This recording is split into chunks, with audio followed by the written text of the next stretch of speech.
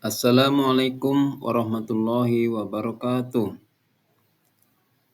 Saya Zainal Abidin, SPD, mengajar di kelas 5 Miss Nurul Hidayah Ruku, Kecamatan Ketapang, Kabupaten Lampung Selatan. Anak-anak semuanya, sebelum kita menginjak ke materi pembelajaran, marilah kita awali dengan membaca doa. Mudah-mudahan kita semua diberi kesehatan dan mendapat ridho dari Allah Subhanahu wa taala. Berdoa mulai. Selesai. Materi pembelajaran. Tema 1 itu organ gerak hewan dan manusia. Subtema 1 organ gerak hewan.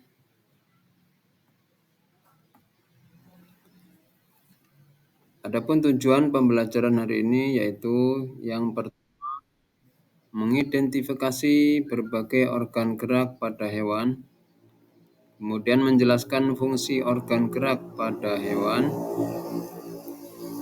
selanjutnya menghubungkan cara hewan bergerak dengan organ geraknya, kemudian memahami adaptasi organ gerak hewan terhadap lingkungan. Anak-anakku sekalian, marilah kita perhatikan poster alat gerak hewan berikut ini. Itu untuk vertebrata. Kita lihat di sana ada sapi, ada kambing, ada burung, ikan paus, kera, katak, kucing, ular, dan kuda. Kemudian invertebrata atau avertebrata ada lebah, kupu-kupu, laba-laba, gurita, ada keong atau siput, ada ular atau cacing, di situ ada cacing, dan yang terakhir ada semut.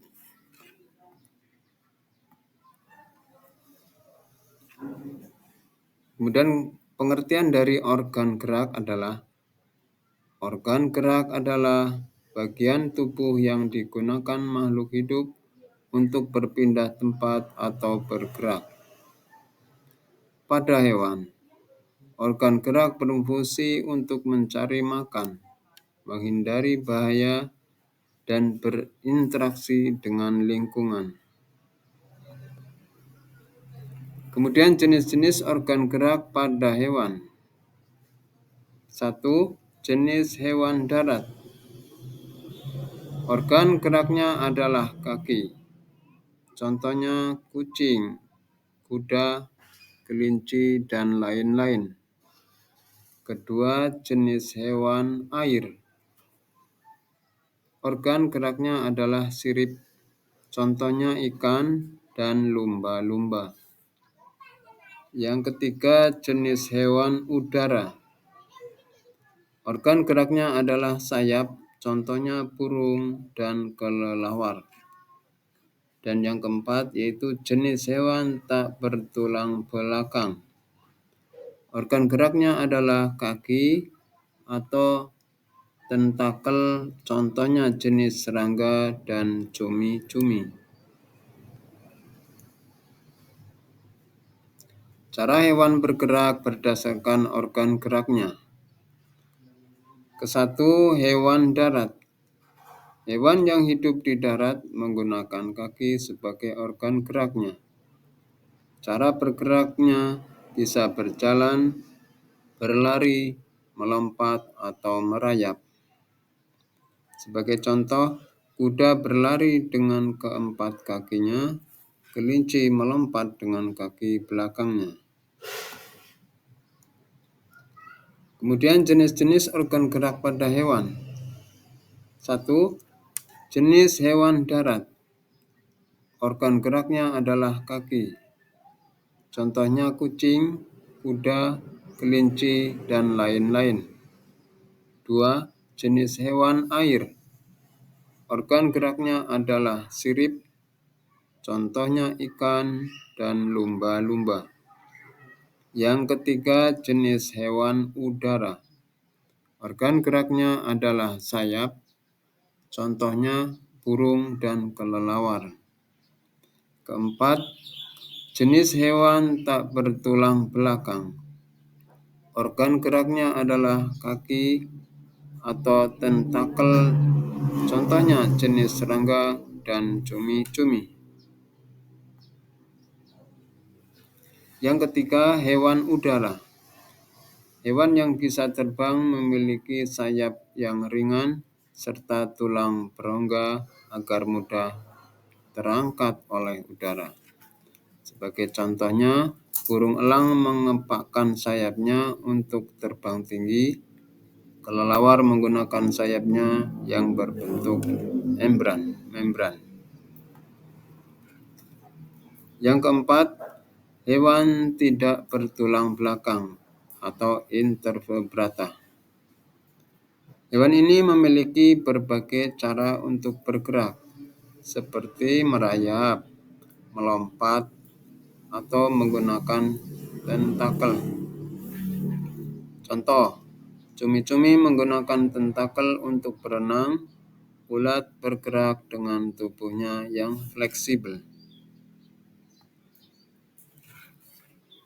Kemudian adaptasi organ gerak hewan terhadap lingkungan. Beberapa hewan memiliki adaptasi khusus pada organ geraknya agar lebih mudah bertahan hidup. Di bawah ini ada bebek, memiliki kaki berselaput agar bisa berenang dengan baik. Kemudian burung memiliki tulang berongga yang membuat tubuhnya ringan saat terbang. Dan kucing memiliki cakar yang tajam untuk memanjat dan berburu. Anak-anak sekalian, di sini saya tuliskan 5 soal untuk dikerjakan di rumah. Tugas soal latihan yang nomor 1, sebutkan 3 contoh organ gerak pada hewan dan fungsinya. Nomor 2, mengapa ikan memiliki sirip? Nomor 3, apa perbedaan cara bergerak antara burung dan ikan? Nomor 4, bagaimana adaptasi kaki bebek untuk berenang? Dan yang kelima, sebutkan contoh gangguan pada organ gerak hewan.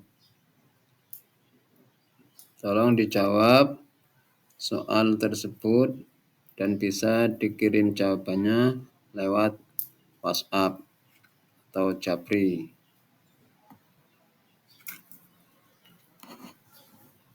Selanjutnya penutup. Demikianlah pembelajaran hari ini. Semoga bermanfaat. Anak-anak selalu diberi kesehatan sehingga kita dapat berjumpa pada pembelajaran selanjutnya. Dan saya akhiri. Wassalamualaikum warahmatullahi wabarakatuh. Terima kasih.